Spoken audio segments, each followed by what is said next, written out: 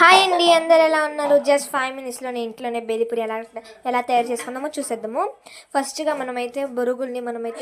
మనం కట్ చేసుకుందాము. తర్వాత మనము ఒక బౌల్లో వేసుకుందాము. తర్వాత మనము ఆ బౌల్ సరిపోలేదని దాంట్లో కొంచెం చిప్స్ వేసుకుందాము. మీకు ఇక్కడ ఏముంటే అది వేసుకోండి. మాకు అక్కడ చిప్స్ లేదు కాబట్టి మేము స్కిప్ చేసాము. నెక్స్ట్ చిప్స్ అంతా పొడిగా చేసుకొని ఆ బ్యాల్ వేసుకోండి. నెక్స్ట్ టమాటా కట్ చేసుకోండి. ఈజీగా 5 minutesలో అయితే ఇట్లా అవుతుంది. టమాటో ఆనియన్స్ కట్ చేసుకొని ఇట్లా ఉండండి, ఈజీ మెథడ్లో. మళ్ళీ కొంచెం సాల్ట్